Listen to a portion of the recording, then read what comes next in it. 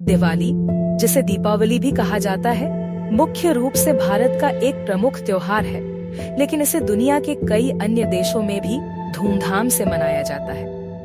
ये हिंदू धर्म के साथ साथ जैन, सिख और बौद्ध धर्म के अनुयायियों के लिए भी महत्वपूर्ण है, किंतु एक ऐसी जाति भी है जहां दिवाली को शोक के रूप में मनाई जाती है। आइए जानते हैं वह कौन सी जाति है जो दिवाली को शोक के रूप में मनाते हैं।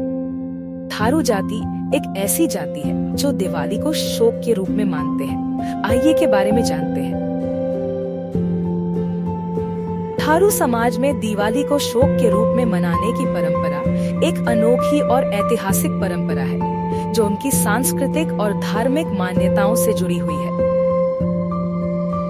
इस परंपरा को समझने के लिए हमें थारू समाज के इतिहास, उनकी मान्यताओं और जीवन शैली के साथ साथ भारतीय इतिहास के उस हिस्से पर भी ध्यान देना होगा जिसने उनके त्योहार मनाने के तरीके को प्रभावित किया। थारू समाज का परिचय। थारू समुदाय मुख्यतः भारत के उत्तर प्रदेश, उत्तराखंड और नेपाल के तराई क्षेत्रों में निवास करते हैं। यह समुदाय प्राचीन और आदिवासी समाजों में से एक है, जिसकी संस्कृति, परंपराएं और मान्यताएं बहुत ही समृद्ध और विशिष्ट है। थारू समाज प्रकृति के साथ सामंजस्य स्थापित करके जीने में विश्वास करते हैं और उनकी अधिकांश परंपराएं इसी विचारधारा से प्रभावित है। थारू समाज की परंपराओं में कई ऐसे अनूठे पहलू हैं जो उन्हें अन्य समुदायों से अलग करते हैं। उनके त्योहार और रीति रिवाज अक्सर उनकी ऐतिहासिक और सांस्कृतिक धरोहर से जुड़े होते हैं, लेकिन दिवाली के प्रति उनका दृष्टिकोण आम भारतीय समाज से काफी अलग और विशिष्ट है। जहां अधिकांश भारतीय समुदाय दिवाली को खुशी और प्रकाश के पर्व के रूप में मनाते हैं, वहीं थारू समाज इसे शोक के रूप में मनाते हैं। दिवाली और थारू समाज ऐतिहासिक पृष्ठभूमि।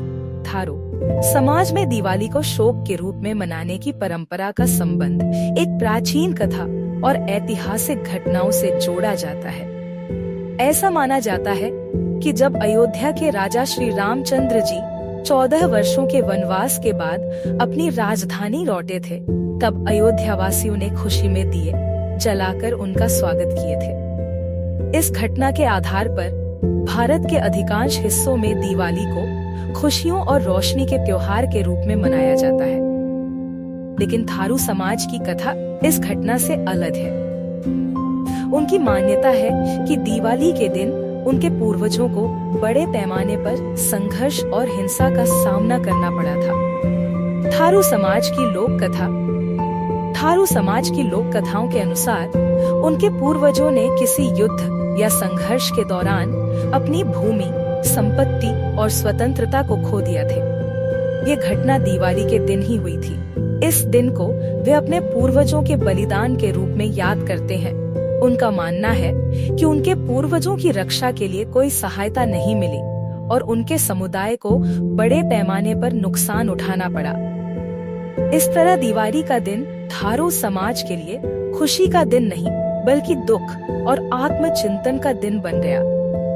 परंपरा और शोक की अभिव्यक्ति। थारू समाज में दिवाली को शोक के रूप में मनाने की प्रक्रिया उनकी सांस्कृतिक पहचान का हिस्सा है। इस दिन वे उत्सव मनाने के बजाय अपने पूर्वजों को याद करते हैं। वे दिए जलाने या पटाखे चलाने के बजाय चुपचाप प्रार्थना करते हैं और अपने पूर्वजों को सम्मान देते हैं। दिवाली पर क्या करते हैं थारू समाज? सादा भोजन। इस दिन थारू परिवार सादा भोजन करते हैं। वे कोई विशेष पकवान या मिठाई नहीं बनाते, जैसा कि अन्य समाजों में दिवाली के दौरान होता है। आधुनिकता और वैश्वीकरण के कारण थारू समाज में अब दिवाली को शोक के रूप में मनाने की परंपरा से दूर होते जा रहे हैं। युवा पीढ़ी, जो अन्य समुदायों के साथ अधिक घुल मिल रही है, वह इस त्योहार को एक नई दृष्टि से देखने लगी है।